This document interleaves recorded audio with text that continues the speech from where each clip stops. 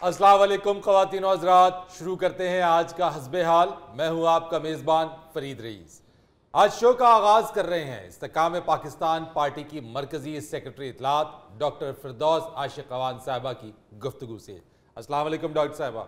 वालेकुम अस्सलाम, बहुत शुक्रिया फरीद साहब। कैसी हैं आप? अल्हम्दुलिल्लाह। मैं यहाँ पे ये ज़रूर कहना चाहूँगी कि आपका हस्बे हाल आवाम की आवाज़ है।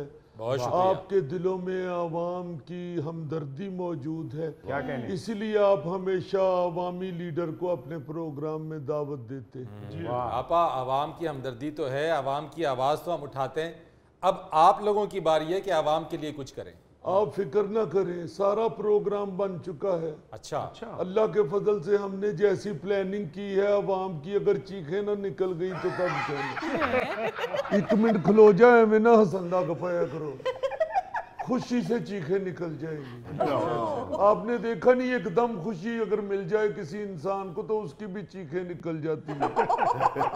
जाके उस घर में देखो जहाँ खामद बगैर बताए अमेरिका से आ जाता है और बीवी की चीखें निकल जाती है। आए तुसी आगे दस के ते आंदे। तो मेरा मतलब है कि अवाम बेचारी तो अब बिल्कुल मायूस हो चुकी है। फरीद, जब उनको इंशाल्लाह एकदम आईपीपी की तरफ से खुशी मिलेगी तो उनकी चीखें निकलेंगी। बस खुशी में क्या ऐसा क्या आप करेंगे कि उनकी खुशी से चीखें निकल जाएंगी? छनकने ले देंगे सारे। देखें, जो अवाम की डिमांड है इस वक्त, तो महंगाई से अवाम का बुरा हाल है। इंशाल्लाह हमारी हुकूमत जब बनेगी तो हम महंगाई को बिल्कुल जमीन पे ले आएंगे। आपकी हुकूमत बनेगी, यानी कि आप कह रही हैं कि आइंदा इलेक्शंस में आपकी पार्टी 2/3 अक्सरियत हासिल कर लेगी? इंशाल्लाह ताला। चूंकि अवाम की इस वक्त उम्मीदें सिर्फ आईपीपी के साथ हैं, बाकी सबसे लोग मायूस हो चुके हैं। जो लीडरान एवन फील्ड में बैठ के पाकिस्तान में फील्डिंग सेट करनी चाह रहे हैं ना, वो नाकाम होंगे। इंशाल्लाह अवाम हमारी तरफ देख रही है और हम ही इंशाल्लाह अवाम की उम्मीदों पे पूरा उतरेंगे। आप देखें, हमने तो इंतखाबी निशान ही ऐसा चुना है कि हम अवाम को बुलंदियों पे पहुंचा देंगे। जी जी, आपका इंतखाबी निशान उकाब है। लो जी आपा जी, तुसी अवाम दे मसले किंज हल करोगे? तुसी ते इंतखाबी निशान ही उकाब रख लिया। उकाब तो थले आउंदा नहीं, वो तो हवावां च रहिंदा। जे थले कदी आवे भी तो किसी दा चूचा चुक के ले आइंदा, किसी दी कुकड़ी चुक के ले आइंदा। फरीद साहब, ये आपने कैसे दानिश्वर बिठाए हुए हैं? मैं 25 करोड़ अवाम की बात कर रही हूँ, उन्होंने चूचे तो कुकड़ी दी पई। जिन्होंने पहले कुकड़ियां तकसीम की थी उन्होंने क्या कर लिया? आपा जी, जो कुकड़ियां वंडने सन तुसी भी उन्हां दे नाल ही सो। बिल्कुल गलत बात है। उस दिन मैं घर सा, मैं नहीं सा निकली। वाली साहब, आपा ने आपकी किसी बात पे भी नहीं आना, उन्होंने दाएं बाएं ओसे होके कन्नी कतरा जानी है। देखिए, इनको यही नहीं पता कि उकाब तो इकबाल का निशान था। इकबाल का आइडियल था शाहीन। हम अल्लाह के फजल से इकबाल की सोचों के मुताबिक पाकिस्तान को बुलंदियों पे लेके जाएंगे।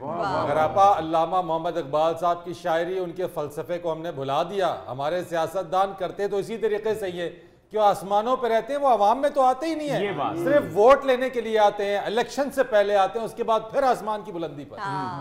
देखिए फरीद, आप माशाल्लाह पढ़े लिखे और जीनियस आदमी हैं। शुक्रिया। आप इस तरह की बातें ना करें। हमने इंतखाबी निशान उकाब इसलिए लिया है कि उसका पेट्रोल का खर्चा नहीं होता।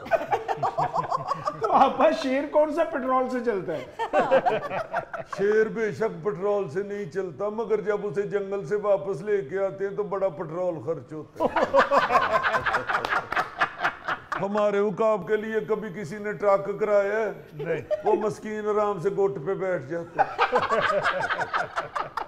हमारा इंतखाबी निशान तो इतना अच्छा है, मरी में जाके देखें, आपके कंधे पे बिठा के तो फोटो भी बनवा देते हैं। आपा, जिस उकाब की आप बात कर रही हैं, क्या आवाम उसके साथ फोटो खिंचवाते हैं? उसके तो पाँव, उसका तो मुंह, सब कुछ बंधा हुआ होता है। तो मैं क्या समझूं, आपकी पार्टी जब इख्तिदार में आएगी तो उसके भी हाथ पांव बंधे हुए होंगे? ਅਸੀਂ ਤਾਂ ਸੁਣ ਨਹੀਂ ਸਕਦੇ। एक मिनट ठहर जाओ, तुसी की आपस च रल जांदे? ਉਹਨੇ ਗੱਲ ਹੀ ਪੁੱਠੀ ਕੀਤੀ ਹੈ। ਅੱਛਾ ਜੀ, ਇਹੋ ਜਿਹੇ ਬੰਦੇ ਦੀ ਸੱਸ ਕਹਿ ਰਹੀ ਹੁੰਦੀ ਹੈ ਮੁੰਡਾ ਤੇ ਚੰਗਾ ਮਗਰ ਗੱਲ ਵੱਖੀਓ ਕਰਦਾ। ਵੈਸੇ ਮਾਫ ਕਰਨਾ ਡਾਕਟਰ ਸਾਹਿਬਾ, ਜਿਹੜਾ ਤੁਸੀਂ ਫੋਟੋ ਖਿਚਾਉਣ ਵਾਲੇ ਉਕਾਬ ਦੀ ਗੱਲ ਕਰ ਰਹੇ ਹੋ, ਉਕਾਬ ਨਹੀਂ ਹੁੰਦਾ, ਉਹ ਚੀਲ ਹੁੰਦੀ ਜੇ। ਤੇ ਚੀਲ ਕਿਹੜੀ ਤੇਰੀ ਰਿਸ਼ਤੇਦਾਰ ਹੈ? ਉਹ ਵੀ ਉਕਾਬ ਦੀ ਰਿਸ਼ਤੇਦਾਰ ਹੁੰਦੀ औतरी लकड़ खान वाली दीमक। कैसी बातें कर रही हैं आप इतना प्यारा हमारा आर्टिस्ट है और आप उसको दीमक कह रही हैं। मैं माफी चाहती हूँ, मैं इसका मुंह देखती हूँ तो मुझे ऐसे लगता है इसका नाम दीमक मलक है। देखें फरीद, मैं ये कहना चाहती हूँ कि अवाम का एतमाद इस वक्त सिर्फ IPP पे है। इस वक्त अवाम जो है वो जहांगीर तरीन साहब को और अलीम खान साहब को अपना हमदर्द और हकीकी लीडर समझती है। आपा ये किस मुल्क की आवाम की बात कर रही हैं आप? पाकिस्तान की आवाम की बात कर रही हूँ, मैं कोई मेडगास्कर की लीडर नहीं हूँ। हमारे लीडर दूसरे लीडरों की तरह ड्रामे नहीं करते। आप देखिएगा नून लीग के लीडर ने यहाँ पहुंच के जब एयरपोर्ट से बाहर निकलना है तो उसके इधर सनी प्लास्ट लगा होगा सिर्फ ये बताने के लिए कि मैं तो अभी ड्रिप उतरवा के वापस आया। आपा वो तो कह रहे हैं कि वो जब वापस आएंगे तो अदालतों का सामना करेंगे, मुकाबला करेंगे। यही तो बात है, देखें अदालतों का मुकाबला नहीं किया जाता, सामना किया जाता है। ये जो मेडिकल ग्राउंड पे आके अदालतों से रिलीफ लेना चाह रहे हैं ना, ये याद रखें इनकी रिपोर्ट्स की सियासत वोट की सियासत को खा जाएगी। अब लोगों को सब पता चल चुका है कि पाकिस्तान के जितने भी हमदर्द हैं वो IPP के झंडे तले जमा हो चुके। पापा IPP के झंडे तले तो वही सारे पुराने लोग हैं, IPP में नया क्या है? हाय IPP में झंडा नया है, IPP का तराना नया है, IPP की जहाँ मीटिंगें होती हैं वो घर नया है, वहां पे पड़ा हुआ सारा फर्नीचर नया है, IPP का इंतखाबी निशान नया है। तो IPP जो कोई नवी चीज नजर ही नहीं आती। अब आपको IPP की कोई पैकिंग खोल के दिखाएं कि देखें ये नई है। आपा लेकिन इससे आवाम का कुछ भला नहीं होगा, वादे आपके सारे पुराने, मंशूर आपका सारा पुराना। फरीद, मैं तो तुम्हें अक्लमंद लड़का समझती थी। इस तरह के लड़के सफेद कोट पहन के अस्पताल में डॉक्टर बन के फिर रहे होते हैं, आखिर में पता चलता है एक्सरे खींचने वाला लड़का। फरीद साहब, आज आपा आपको पक्की जुगते लगा रही है। गौरी साहब, उसकी वजह ये कि आज हमने आपा की दुखती रग पर हाथ रख दिया है। कोई दुखती रग नहीं है, यही तो मैं आपको कहना चाह रही हूँ कि जितने भी लोगों ने वादे किए हैं अवाम के साथ, जितने भी मंशूर पेश किए हैं, किसी ने अमल ही नहीं किया। आप कैसे पूरा कर देंगी आपा, यही जानना चाह रहा हूं मैं। यही तो मैं बताना चाह रही हूँ कि इंशाल्लाह अवाम से किए हुए वादे जो हैं, जिनका अवाम को भी इंतजार है, हम पूरा करेंगे। देखिए महंगाई से चीखें निकल गई हैं अवाम की। हमने आके बिजली इतनी सस्ती कर देनी है, आपने गोगा भी बिजली पे करवा लें। आपा जी गोगा सानू गैस से नहीं वारा खान रहे, तुम बिजली से कराउण रहे। हर चीज सस्ती होगी इंशाल्लाह। अल्लाह, पेट्रोल इतना सस्ता हो जाना कि गौरी साहब ने सुबह रोज पेट्रोल से नहा के आया करना। चीनी इतनी सस्ती कर देनी है कि जुल्फी ने बाजरे की बजाय चीनी खानी शुरू कर दी। आटा इतना सस्ता होगा हमारे दौर में कि थैले ने आटे का ताजमहल बना लेना है और बादशाह के कपड़े पहन के उसी में फिरते जाना। एक दिन बादशाह चारपाई पे बैठा होगा, पता चलेगा मलका ने ताजमहल के पराठे पका लिए। मेकअप इतना सस्ता होगा कि जिया ने अफसोस वाली बातों पे भी हंसना शुरू कर दे। डॉलर इतना सस्ता हो जाएगा कि कवाल पार्टियों ने कहना खबरदार हम पे डॉलर कोई ना फेंके।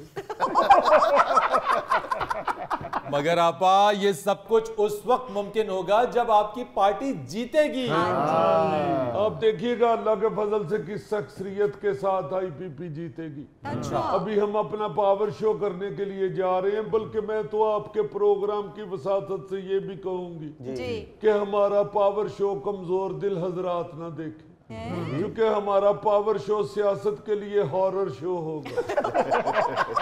हम इंशाल्लाह अपनी तमाम मुखालिफ पार्टियों की चीखें निकलवा देंगे।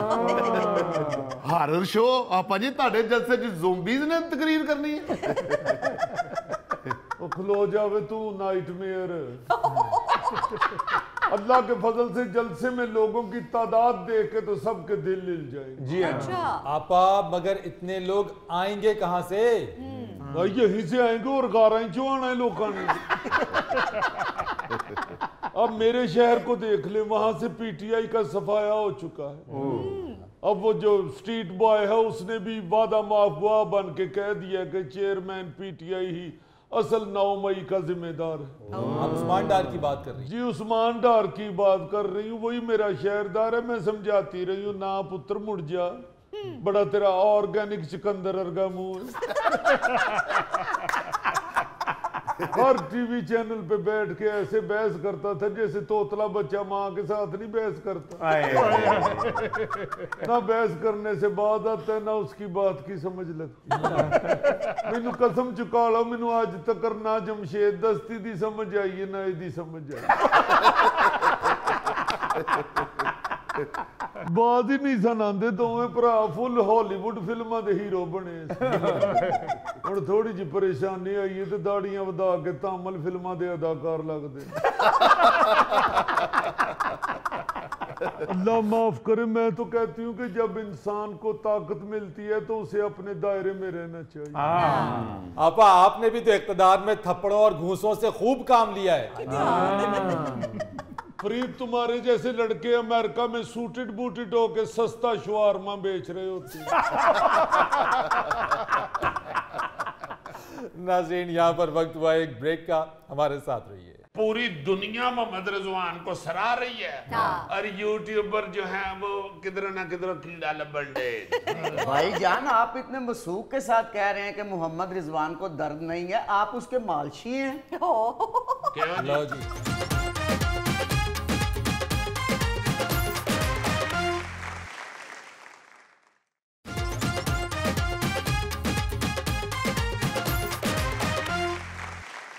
अच्छा जी, बहुत बहुत मुबारक हो आप सब लोगों को।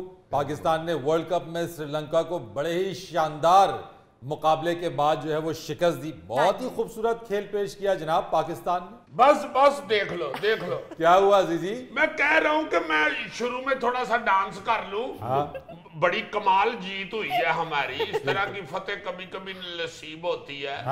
रिकॉर्ड टूट गया है चेज करने का। कहती है नहीं जी आप क्यों नाचें, आप मदब्बर दानिश्वर आदमी हैं, बुरे लगेंगे। सर मैंने ऐसा नहीं कहा, मैं तो ये कह रही हूँ कि आपको अब सूट नहीं करता, बुजुर्ग हो चुके हैं। हेलो लो, यानी बिल्कुल ही गलत गल कर दी थी। अजीजी आप तो यंग है, मुल्क जीता है, मुल्क जीता। पाकिस्तान तो 80 साल के बाबे डांस करते हैं। डांस तो बनता है अजीजी। यार बहुत अच्छी मान से फतह हुई है, वाह वाह। ओ जी ये तो सफी भाई ने पहले ही कह दिया था कि पाकिस्तान जीतेगा। पहले ही बता दिया था इन्होंने। ये सफी भाई है या नजूमी का तोता है? फरीद साहब ये कौन है बताएं जरा। गौरी साहब ये दोनों यूट्यूबर्स हैं। अच्छा। और खुद को खुद साख्ता इन्फ्लुएंसर्स कहलाते हैं सोशल मीडिया के। जो हर चीज के ऊपर अपने तज्जिए और अपने तबसरे करते रहते हैं और किसी चीज में पीछे नहीं रहते। फरीद साहब जो हम कहते हैं वो होता है और जो बताते हैं वो होना होता है। क्या खाक आप जो कहते हैं वो होता है। इब्तिदा में पाकिस्तान की परफॉर्मेंस थोड़ी सी लड़खड़ाई तो आपने ऐसे मायूसी फैलाना शुरू कर दी कि मैं कहता पाकिस्तान। हूं जी कि इस किस्म के ये लाटू हैं, ऐसे घूमते हैं ये। जी जी जी। मैं खुद सोशल मीडिया के ऊपर साथ वॉच कर रहा था मैच को। अच्छा पहला चौका लगा ना जब हमें हमारे बॉलर को, तो इस जैसे एक बंदे ने कहना शुरू कर दिया था कि लो जी मैं तो पहले किया सी मैच हार गया। यार पहले चौके तो ही कहता है करन डे हले तो असी वारी लेनी है। भाईजान का लकी डे था, वरना 3 कैच ड्रॉप हो गए थे। अगर वो पकड़े जाते तो हम कब के हार चुके थे। नहीं नहीं वो तो हमें पता है, आप मनूस हैं, हमें पता है। सफी को आप मनहूस कह रहे हैं? नहीं नहीं सफी नहीं, 70% सोशल मीडिया जो है वो मनूस है। और भाई वो हमेशा मनफी तनकीद ही आप लोगों ने करनी ऐसे है। ही। सिर्फ इसलिए कि व्यूअर्स मिले। सही कह रहे हो अजीजी, व्यूअरशिप के लिए ये क्या कुछ नहीं करते। मैं कहता हूँ जी, जब बाबर आजम आउट हुआ है ना, तो एक यूट्यूबर ने लिखा हुआ था PIA फोन करके ते वापसी दियां टिकटां करा लो। और भाईजान अप एंड डाउन, इसी चीज का नाम सोशल मीडिया। कहीं पे अच्छी बात करनी है तो कहीं पे इनके खिलाफ करके फिर इस तरह से ही हमारे वो ब्लॉग देखे जाते हैं। यार गल सुन, बल्ला तेरे को चुकिया नहीं जाता ते तबसरा तो माशाल्लाह इंज करने कि जिवें इंजमामुल हक भी तेरा शागिर्द है। सर हमारी टीम का क्या हाल है? हमारी टीम का क्या, एक छक्का मार के और आपने मसल पुल करवा लिया। जब खेलने की बारी थी तो मसल पुल हो गया, फिर उसी टांग को नीचे रख के आप 6 भी मार रहे हैं। हाँ, ये ड्रामा नहीं दुनिया को नजर आ रहा। तो ये ड्रामा, ये बहादुरी है। कोई शक्ल करो, को हया करो। पेन उसको अगर हो रही है, वो बेचारा साथ वो भी बर्दाश्त कर रहा है। पूरी दुनिया मोहम्मद रिजवान को सराह रही है और यूट्यूबर जो है वो किधर ना किधर कीड़ा लबन दे। भाई जान, आप इतने मसूक के साथ कह रहे हैं कि मोहम्मद रिजवान को दर्द नहीं है, आप उसके मालशी हैं। लो जी, देखें, यानी हर भारी गल बच्चा कर रहे हैं। और ये सिर्फ इसलिए, हालांकि पाकिस्तान नहीं है, सिर्फ इसलिए पाकिस्तान के खिलाड़ियों के खिलाफ ये अपने यूट्यूब पे बोलते हैं कि इनको इंडिया से बहुत ज्यादा व्यूअरशिप मिलती है। इनसे ये पूछा जाए, इन्होंने क्रिकेट खेली है, इनको क्रिकेट के अलिफ बे पता है, लेकिन तनकीद ये ऐसे करेंगे जैसे ये चीफ सेलेक्टर ये रहे हो, कप्तान ये रहे हो, वर्ल्ड कप इन्होंने जीता हो, और ऐसी ऐसी बातें करेंगे कि अपने आप को माहिर एक्सपर्ट शो करवाएं। अरे भाई, हम एक्सपर्ट ही हैं, हम माहिर ही हैं। आपका मीडिया हमारे सोशल मीडिया से तू माहिर है, तू घर पखा साफ करदा, 2 और घोड़ी तो डिगे हैं। एक्सक्यूज मी, मैं अगर बता दूं ना, 1 ओवर में 25 स्कोर होना तो 25 ही होता है। वाह वाह वाह, तो तू आप क्यों नहीं खेडन चला जाता? वो सफी भाई को बाउंसर लगा 2 दफा तो हेलमेट उड़ गया था। जानते बेटा, क्रिकेटर दा सफी भाई जिड्डा बैग हुंदा है। एक्सक्यूज मी, आपकी ये भी बातें अगर हम अपने चैनल पे लगा देना तो दुनिया में आपको क्या क्या तनकीद का सामना करना पड़े भाई। तुमसे यही तवक्को की जा सकती है, यही तवक्को की जा सकती है। 20 मिलियन फॉलोअर है भाई। और छोड़ो यार 20 मिलियन को, बात कर रहे हो अपने मुल्क की बदनामी करके मिलियन फॉलोअर्स लेते हो तुम लोग। और मेरे भाई, जहां 2 स्कोर लेने होते हैं वहां सिंगल लेते हैं, और जहां चौका मारना है वो गेंद ही मिस कर देते हैं। वाह वाह वाह वाह, खुद इन्हों टमाटर लैन भेजो ना तो दूसरे दिन वापस आता जी। सही कह रहे हो भाईजान, बातें बनानी आसान है। 20 मिलियन फॉलोअर है, 20 मिलियन। ओ भाई, बातें कर रहे हो, 20 मिलियन में कितने लाख होते हैं? कितने लाख होते हैं? कितने होते हैं? बस 20 के साथ हम लग जाए तो मिलियन होते हैं। 20 के साथ हम लगा हुआ है, तेरा सिर्फ तुक्का लगा हुआ है और कुछ नहीं लगा हुआ। ओ भाई, 25 करोड़ अवाम में से अगर 2 करोड़ अवाम आप बेवकूफ जाहिलों के पीछे लगे हुए हैं तो किस बात की अकड़? खामखा की अकड़। ये देख रहे हैं गोगे को पाकिस्तान की 25 करोड़ अवाम जो है इसको बेवकूफ समझती है। ये कभी अकड़ा, कभी गुरूर किया इसने? मैं कहता हूं जी, गोगा समझ क्या हुआ है कि चुके हुए कोई लंगर मिलता है। मैं आपको अपनी महीने की इनकम बता दूं ना, आपके होश उड़ जाएं। वाह वाह वाह वाह, अभी तो आपके होश लग, अल्लाह करे तेरी इनकम बढ़े तो बिल्कुल ही पागल हो जाए। भाई क्या कर रहे हो? टीम का कप्तान है, उसको पता नहीं चलता क्या होना है, तो तुम लोगों को पता चल जाए। सर, हम तो टास्क से अंदाजा लगा लेते हैं कि कौन जीतेगा। अगर टास्क जिसने जीता है वो हारेगा, और जिसने जो हारा है और वो जीतेगा। यार एक मिनट, तुम लोग अपनी इनकम के चक्कर में ना पूरी कौम को जो है ना गुमराह किए रखो। कोई इनको क्रिकेट का पता नहीं होता, सिर्फ फैसले सुनाने शुरू हो जाते हैं। मतलब दुनिया का नंबर 1 माशाल्लाह माशाल्लाह वो इस वक्त खिलाड़ी है। हाँ जी, बाबर आजम। बिल्कुल यार आउट हो गया तो ये क्रिकेट है। खुदा के लिए वो दूसरे भी घर से खेलने आए हुए हैं, घरों को बेचारे को सुने लेके नहीं आए। बिल्कुल दीदी, आप ठीक कह रहे हैं। ये एक वर्ल्ड कप है, एक टीम ने जीतना है, 10 टीमें, 9 टीमों ने वैसे वापस जाना है। तड़ा वो बाबर आजम के खिलाफ शुरू हो जाते हैं जिसको सारी दुनिया सराह रही है। बिल्कुल। और बड़े भाई, जब जहाज का कप्तान ही कोई परफॉर्मेंस ना दे सके तो फिर जहाज साहिल तक कैसे पहुंचेगा? ओ बेटे तुम कागज वाले जहाज को उड़ाओ ना तो तुम्हें खलियां पड़ जाती हैं। तुम क्यों इंटरनेशनल खिलाड़ियों की बात कर रहे हो? यार तुम कहां ले आए हो? जिन लोगों को पता ही नहीं कि हम कौन है।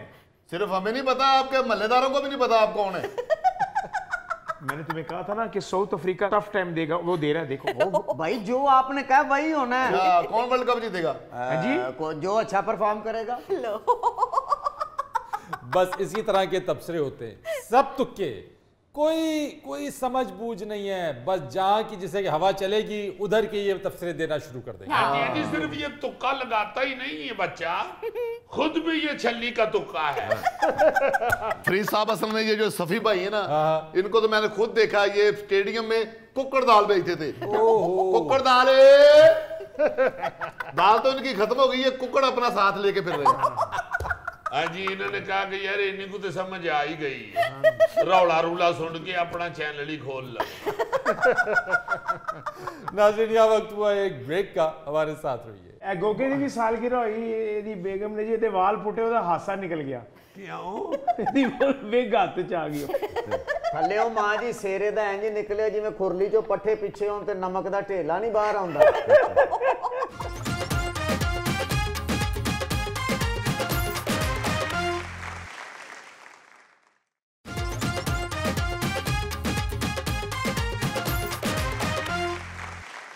वेलकम बैक तीनों हजरात। फरीद साहब जी, आज गोगा भाई बहुत दुखी हैं, पता नहीं भाभी से लड़के आए हैं। हाय और मैं नहीं लड़दा भाई, ओ ही लड़दी है। अच्छा जाना ला वाले डेरे ते मुक जा पूनिए नी। वाह वाह। अस्सलाम अस्सलाम वालेकुम वालेकुम। अम्मा। वालेकुम अम्मा जी। वालेकुम सलाम, आ गए हुए हैं? जी। माशाल्लाह। आप बताइए कैसी हैं अम्मा? शुक्र है अल्लाह दा, जो लंघ जावे शुक्र है ओदा। कहाँ जा रही हैं आज अम्मा? पुत्र मैं जरा चली हाँ सुरैया की तरफ। अच्छा। ਐਵੇਂ ਕੌੜੀ ਤੱਤੀ ਹੋਈ ਰਹਿੰਦੀ ਏ ਘਰ ਬਾਲਾਂ ਨਾਲ। ਹਾਂ ਮੈਂ ਕਿਹਾ ਜਰਾ ਚਲੋ ਚੱਕਰ ਲਾਵਾਂ। जी मां ਸੁਣਾ ਪੁੱਤ ਠੀਕ ਹੈ? जी अम्मा जी, अपने वालों तो मैं ठीक ही हाँ। अम्मा जी ਪੁੱਤਰ ਆਪਣੇ ਵੱਲੋਂ ਹੀ ਠੀਕ ਹੋਣਾ ਚਾਹੀਦਾ, ਦੂਜਿਆਂ ਵੱਲ ਨਹੀਂ ਵੇਖਣਾ ਚਾਹੀਦਾ। अम्मा जी, आज तो घर से कीमे की खुशबू आ रही है। ਹਾਂ ਪਕਾਈ ਹਾਂ ਜੀ। अच्छा। ਆ ਕੇ ਖਾਵਾਂਗੀ ਮੈਂ, ਆਨੀਆਂ ਜਰਾ ਸਰਈਆ ਲੋ ਆਵਾਂ। अच्छा अच्छा ਕੱਲਿਆਂ ਨਹੀਂ ਖਾਣਾ ਮਾਂ ਜੀ, ਅੱਜ ਮੰਮੀ ਤੁਹਾਡਾ ਮਹਿਮਾਨ। ਆ ਜਾ ਪੁੱਤਰ, ਤੇਰੇ ਕੋਲੋਂ ਤੇ ਇੱਕ ਮੁਰਗੀ ਹੋਈ खादी जाए अम्मा आइए, हमारे पास तशरीफ रखें थोड़ी देर के लिए। हैं? जी यहाँ पे आइए, जरा थोड़ी गपशप हो जाए आपसे। मैं फिर लेट हो जानी हाँ। अम्मा जी आ जाओ, तुसी केड़ा पंजाब कॉलेज जाना है? पुत्तर कॉलेज भी जानी होंगी सा। सुना पुत ठीक है? हाँ जी माँ जी, मैं ठीक ठाक। आप पुत सुनाएं? शुक्र है अल्लाह दा। पुत गुत कर लिया कर, वाल झाड़ जाएंगे नहीं। अच्छा माँ जी। अम्मा जी नहीं ਇੱਥੇ ਬਹਿਣਾ जी अम्मा। ਹਲਾ। ਬਹਿ ਜਾਓ, ਮਿਹਰਬਾਨੀ ਤੁਹਾਡੀ, ਸਾਡੇ ਕੋਲ ਬਹਿ ਜਾਓ ਥੋੜੀ ਦੇਰ। ਆ ਸ਼ੁਕਰ ਹੈ ਅੱਲਾਹ ਦਾ, ਤੁਸੀਂ ਆਉਂਦੇ ਹੋ ਤੇ ਮੈਂ ਵੀ ਬੜੀ ਖੁਸ਼ ਹੋ ਜਾਂਦੀ ਹਾਂ। ਮੈਂ ਆਂਦੀ ਹਾਂ ਚਲੋ रौनक लगी मल्ले। चलो सानू कोई एक अद्धी गल लभ जांदी ਤੁਹਾਡੇ ਕੋਲੋਂ। हाँ, कुछ सीखने को ही मिल जाता है अम्मा। बिल्कुल। पुत्र सरयाल चली सन, खाउंद नाल लड़दी है। कल मैनू मिली है ते मैनू आंदी है मेरा तो ख्याल ही नहीं इसको। मैं क्या है, पता नहीं कितनी दुखी है बेचारी। मैंने कहा हुआ क्या है, कुछ बात हुई होगी ऐसी तो इस तरह कह रही है। बिल्कुल। ओ की आंदे ने दिल दरिया समुद्रों डूंगे ते कौन दिलां दियां जाने हो। मैं क्या खैर होया कि को दिल दी गल ते दस मैनू, ते जदों मैनू स्टोरी सुनाई सु ते मेरा हाशा ही निकल गया। हुआ क्या अम्मा? कहती है देखें, कल मेरी शादी की सालगिरह थी तो इसको याद ही नहीं है। ना मुझे इसने कोई तोहफा दिया है, ना मुझे लेके बाहर घूमने गया है। ते मैं क्या पुत्र गल सुन, नहीं गया तो फिर की भूल गया उन्हें। कहती है वही तो मैं कह रही हूँ, मैं ही बस इसको भूल जाती हूँ, बाकी तो हर चीज इसे याद होती। मैं क्या पुत्र इंज नहीं कही दाऊं।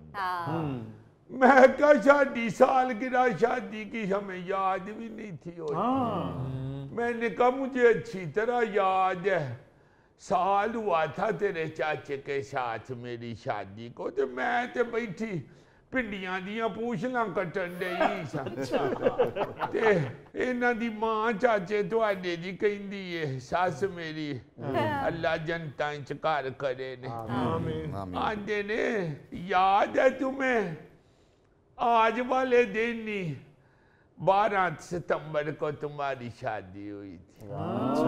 ते मैं शर्मा के भिंडियां च वड़ गई। पुना चाचा तुहाडा बैठा काम ते चलिया सी ते चाह पीन दे आसी। हले 2 सुड़कियां ही लाइयां सी, वो भी कप धर के ते शर्मा के बाहर निकल वेले मशूम सीधे वेले वक्त बहुत सादा था। क्या आपने कभी गिला नहीं किया अम्मा चाचा से कि शादी की सालगिरह उन्होंने विश किया आपको या नहीं? नहीं पुत्र शर्मा ही नहीं शर्मोकती। दसिया ते है तुहानू असीं दोवें ही शर्मा के इधर उधर मुंह लकान लग पे ते मां जी सानू दुआवां देन लग पे। क्या बात है। रब हजारां साल इंजे ही रखे जी। ए गोगे दी सालगिरह होई, एदी बेगम ने जी ते वाल पुटे, ओदा हासा निकल गया। क्यों? एदी बेग हत्थ च आ गई। थल्ले ओ मां जी सेरे दा इंज निकले जिवें खुरली चो पट्ठे पिछे होन ते नमक दा ढेला नहीं बाहर आउंदा। मैंने फिर समझाया, मैंने कहा बात सुनो, तेरे बच्चों का ख्याल करता है ना, बिल्कुल तुम्हें सौदा सलफ ला के देता है, ईद के ऊपर तुम लोगों के कपड़े बनाता है, इससे ज्यादा और क्या ख्याल रखे। बिल्कुल सही। चलो पुत्र भूल गया अगर तो फिर क्या हुआ। दौरी ऐसा अम्मा जी सालगिरह तो साल बाद आती है, महीने बाद बिजली का बिल आता है, सब कुछ बुला देता है। आगे से कहने लगी मेरी सहेलियां फलानी शबाना जेड़ी ओनू ओदे बंदे ने अंगूठी लेके दी है, रिंग बड़ी खूबसूरत। दूसरी जेड़ी मेरी सहेली है एक ओदी खाउंद ने ओनू सैर कराई है दुबई दी। एक मेरी सहेली जेड़ी ओदे खाउंद ने शादी की सालगिरह पे होटल में खाना खिलाया है सबको। और मैं क्या पुत्र ख्वाहिशात जेड़ियां ने ना अपने अपने घरां दियां अपने अपने बजट दे हिसाब नाल। बिल्कुल सही मां जी। उन्हें अगर अंगूठी लै दी है तो फिर केड़ी गल, तेनू जे नहीं लै दी तो फिर की है, तेरी केड़ी अंगूठी वाली उंगल टुट गई ऐद की नहीं तो चल अगली बारी लैन जोगा होएगा ते लेगा अंगूठी तेरे लिए। इस तरह की चीजें कहती है। अब मोबाइल पे मैं देखती हूँ सहेलियों की तस्वीरें, वो अपनी शादी की वर्षरी एनिवर्सरी उस पे वो मोबाइल पे तस्वीरें लगाती हैं। ते मैं क्या तू मोबाइल बंद कर छड़ फिर। सही कहा आपने। कहती है क्यों बंद करूं, मेरी सहेलियां हैं, हम एक दूसरे को देखती रहती हैं। ते मैं क्या वेखो जरूर पर एक दूजे दे नाल मुकाबले ना करो। मुकाबले में ही आ गए अम्मा। हसद ना करो। असल में ख्वाहिशात सब ने बड़ी बढ़ा ली है। ख्वाहिशों के टोकरे उठा के फिर रहे हैं। ये छोटी छोटी चीजों से घरों में नचाकियां हो जाती हैं, फिर वादी गल वध जाती है। बिल्कुल बिल्कुल। ते फिर आंदियां ने कि जी बंदा आंदा है कि जा नाशे तो मैं नहीं तेनू रख सकदा। वो जदों रखंदे असी उदों सीधी रहिंदी ना। सही कह रहे हो, बिल्कुल सही कह रहे हो मां जी। ਅਸੀਂ ਇੱਕ ਦੂਜੇ ਵੱਲ ਵੇਖ ਕੇ ਮਰਨ ਵਾਲੇ ਹੋਏ ਆ ਕਿ ਉਹਨੇ ਕੀ ਲੈ ਲਿਆ ਉਹਨੇ ਕੀ ਲੈ ਲਿਆ। ਜਿਹੜਾ ਤੈਨੂੰ ਵੇਂਦਾ ਤੂੰ ਉਹਨੂੰ ਸਮਝਾ ਛੱਡਿਆ ਕਰ। अम्मा जी हुण कोई एक अद्धा वेंदा उन्होंने भी मैं समझाई जाऊं। अल्लाह खैर करे मन नाले काजले पुत्र अल्लाह जिंदगी दवे जी। मेरा मतलब है मां जी कि हसद करने असीं एक दूजे ਨੂੰ ਵੇਖ ਕੇ। नहीं ये ते भैड़ी गल है। ਨਹੀਂ ਤੁਸੀਂ ਕਹਿ ਰਹੇ ਕਿ ਆਪਣੇ ਬਜਟ ਦੇ ਹਿਸਾਬ ਨਾਲ ਜ਼ਿੰਦਗੀ ਗੁਜ਼ਾਰਨੀ ਚਾਹੀਦੀ ਹੈ। ਹਾਂਜੀ ਹਾਂਜੀ। ਗੋਗਾ ਹਰ ਸਾਲ ਆਪਣੀ ਸ਼ਾਦੀ ਦੀ ਸਾਲਗਿਰਾ ਤੇ ਉਹ ਭੈਣ ਸਾਡੀ ਨੂੰ ਭਰਜਾਈ ਸਾਡੀ ਨੂੰ ਦਵਾਣਾ ਲਿਆ ਕੇ ਦੇ ਦਿੰਦਾ। आते बढ़िया है कि बियां वाला केक ਉਹ ਕਿਸੇ ਨੇ ਦਵਾਣਾ ਕੱਚਾ ਨਿਕਲ ਆਉਂਦਾ ਫਿਰ ਸਾਲਗਿਰਾ 'ਚ ਉਹ ਲੜਾਈ ਹੁੰਦੀ ਹੈ। ਅੰਮਾ ਜੀ ਤੁਹਾਡੀ ਨੂੰਹ ਰਾਣੀ ਜਿਹੜੀ ਮੇਰੀ ਬੀਵੀ ਹੈ ਨਾ ਉਹ ਦਿਹਾਤੀ ਹੈ। ਮੈਂ ਉਹਨੂੰ 버ਗਰ ਲਿਆ ਕੇ ਦਿੱਤਾ ਤੇ ਉਹ ਚਾਹ 'ਚ ਡਬੋ ਕੇ ਖਾਣ ਲੱਗ ਪਈ। ਬੜੀ ਤੰਗ ਜ਼ਿੰਦਗੀ ਗੁਜ਼ਾਰ ਰਿਹਾ ਗੋਗਾ ਵਿਚਾਰਾ। ਇਹਨਾਂ ਦੀ ਗਲੀ ਵੀ ਤੰਗ ਏ, ਜਦੋਂ ਡੰਗਰ ਲੰਘਦੇ ਇਹਨਾਂ ਦਾ ਫਰੰਟ ਢਾ ਦਿੰਦੇ ਨੇ। ये गल कोई हाशे वाली नहीं। जी जी। जो जिन्ने जोगा है ओदे च जिंदगी गुजारे ते अल्लाह दा शुक्र करे। ये बात की आपने। जिंदगी जेड़ी है भी दुआने अंगरी है, कहे दी लाल निकल आई कहे दी चिट्ठी निकल आई। सरैया को मैं यही समझा रही थी तो रोई जाती है अगों। मैं क्या बेटा ये तो फिर तुम गलत ही कर रही हो। सही। खामद अपने को इतना बुरा भला इतनी छोटी सी बात पे आगे से कहती है मां जी कोई छोटी गल है। मैं मोबाइल ते फोटोआं भी नहीं लाइया। मैं क्या मोबाइल ते थोड़ी जी मिट्टी ला ले। फोटोआं नहीं तू लाइया। नाज़रीन यहाँ वक्त हुआ एक ब्रेक का, हमारे साथ रहिए। अबाबीलों की तरह पैराग्लाइडर्स उन्होंने उतारे, फिर उन्होंने समुद्र के जरिए हमला किया, फिर उन्होंने बुलडोजर के जरिए उनकी वो तारे इशारे ये वो मलिया मेट करके मोटरसाइकिलों पे घुस गए।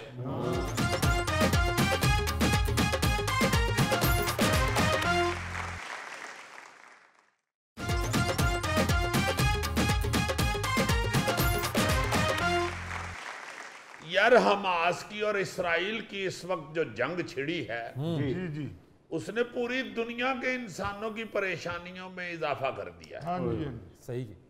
इस वक्त मैं समझता हूं कि जो पूरी दुनिया के जो ममालिक हैं ना जी उनकी तवज्जो उस तरफ है जी।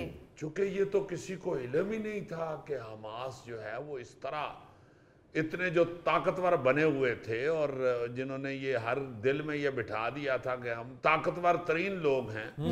हमास ने जिस तरह उन पे हमला कर दिया है। हाँ जी। ओ हो। अजीजी बिल्कुल ठीक कह रहे हो। ये अचानक हमले के ऊपर तो ना सिर्फ इसराइल बल्कि इसके अलावा पूरी दुनिया, जैसे तुम बता रहे हो कि वो हैरान है कि ये कैसे कर मुमकिन हुआ। यानी कि अब तक जो हमास ने दावा किया है उनके मुताबिक उन्होंने 5000 से ज्यादा रॉकेट दागे इसराइल के ऊपर।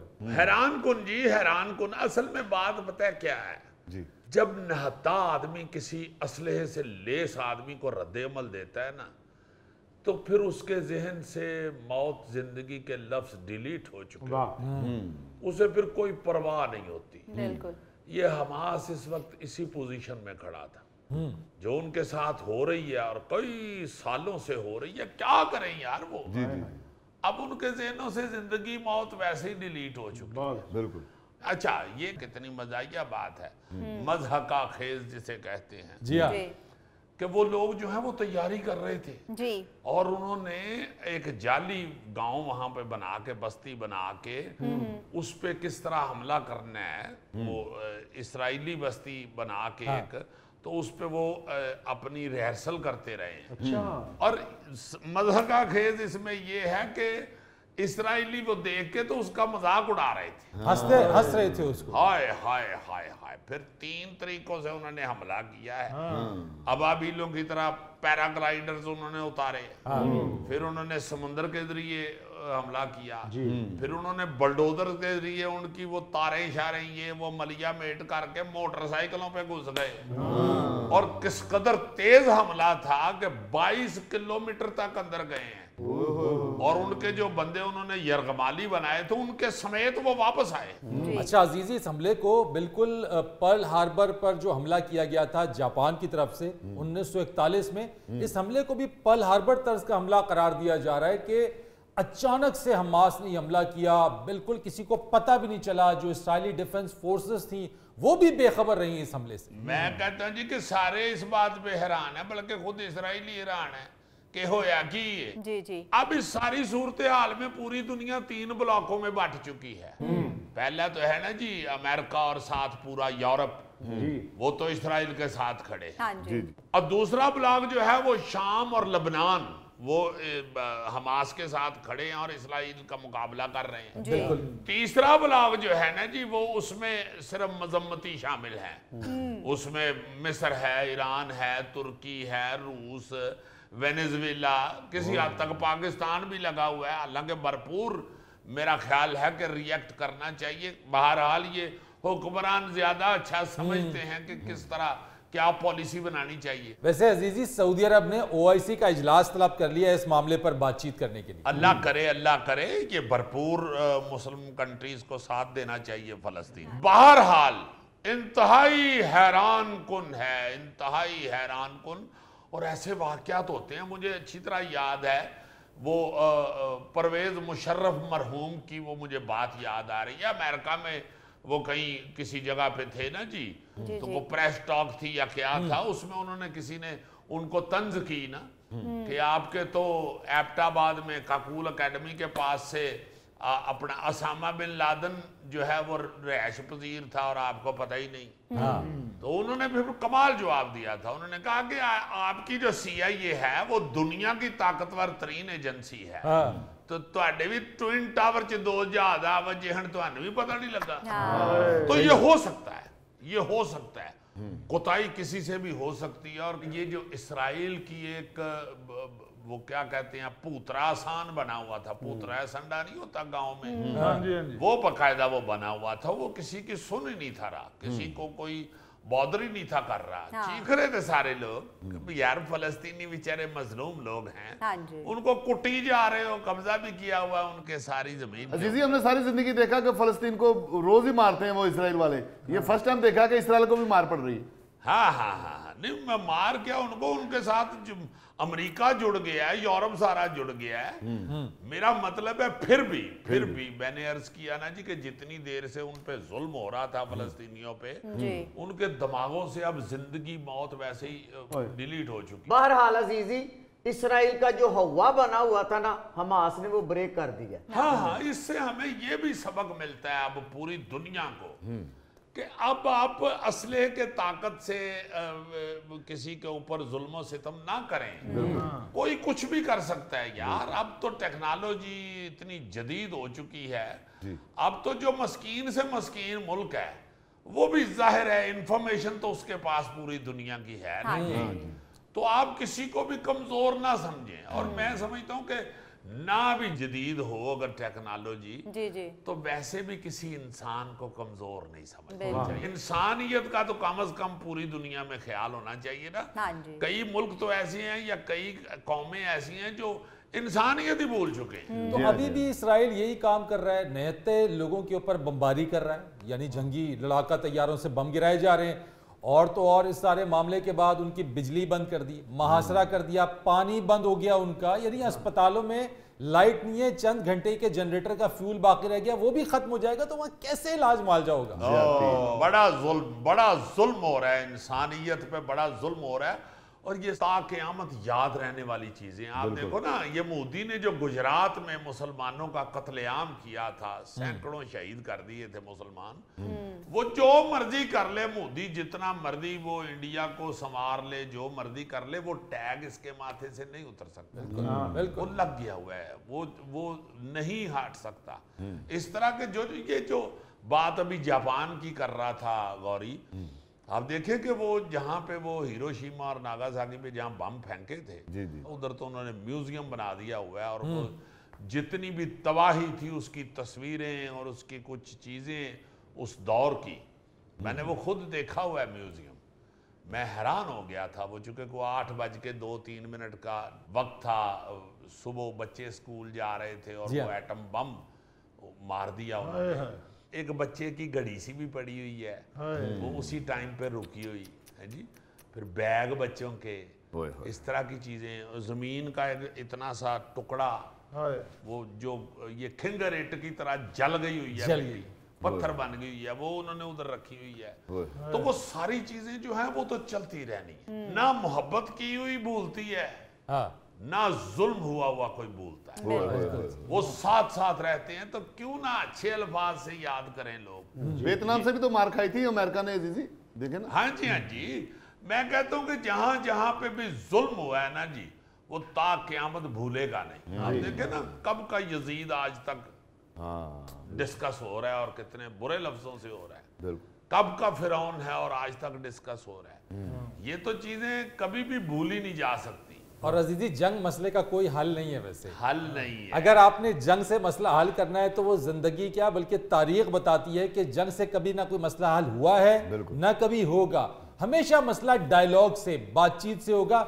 जंग सिर्फ और सिर्फ इंसानी जान का ज़िया है। हाँ जी, ये तो उस वक्त की बात है ना जी, जब असलहा इतना शिद्दत वाला जदीद था ही नहीं। अब तो असलहा इतना जदीद हो गया हुआ है कि जंग जो है वो सिर्फ तबाही ही है, उससे कोई रिजल्ट नहीं निकल सकता, सिर्फ तबाही सामने आ सकती है। बिल्कुल। इसलिए मेरा ख्याल है कि बड़ा जुल्म हो रहा है, इंसानियत पे बड़ा जुल्म हो रहा है। ये जो बड़ी बड़ी ताकतवर हैं ममालिक, अमेरिका, रूस, चाइना, ये इन लोगों को चाहिए कि अब खुदा के वास्ते मिल के बैठें और इंसान की बेहतरी के लिए लाहा अमल। बच्चे मर रहे हैं उधर। हाँ, इस तरह ना करें, इस तरह ना करें। खून खराबा होने से कुछ भी नहीं होगा, ना ही हमास ने खत्म होना है इंशाल्लाह। वो किसी वक्त भी अगर उन पे इसी तरह ये जुल्म करते रहेंगे तो वो किसी वक्त भी फिर वापस बैक हमला करेंगे। किसी भी जगह पे आप देख लें कि कभी भी ऐसा नहीं हुआ कि किसी पे जुल्म हुआ हो तो वो भी आगे से चुप करके बैठा रहा हो। उसने किसी ना किसी तरीके से अपना गुस्सा निकालना है, तो क्यों ना मोहब्बतें बांटी जाएं और मोहब्बत से बात की जाए। वो भी तो ऐसी सॉरी के जुल्म बढ़ता तो फिर मिट जाता है। हाँ, जुल्म फिर जुल्म है, बढ़ता है तो मिट जाता है। तो मोहब्बतों से किए हुए फैसले जो हैं वो इंसान के लिए भी फायदेमंद है और इस वक्त दुनिया के लिए भी और नेते फिलिस्तीनियों ने भी अजीजी बड़ी कुर्बानी दी, बेतहाशा खून बहाया उनका। आप देखें ना, मैं तो ये अर्ज कर रहा हूं कि इतने जुल्म उन पे हुए हैं कि अब उनके लिए जिंदगी या मौत कोई मानी नहीं रखती। नाज़रीन, ये था आज का हस्बे हाल। जाने से पहले एक खूबसूरत बात, शेख सादी रहमतुल्लाह अलैह फरमाते हैं कि अक्लमंद अपने ऐब खुद देखता है जबकि बेवकूफ़ के ऐब दुनिया देखती है। बहुत अच्छे। अपने मेज़बान फरीद रईस को इजाज़त दीजिए। कल आपसे फिर मुलाकात करेंगे इंशाअल्लाह। तब तक के लिए अल्लाह हाफ़िज़।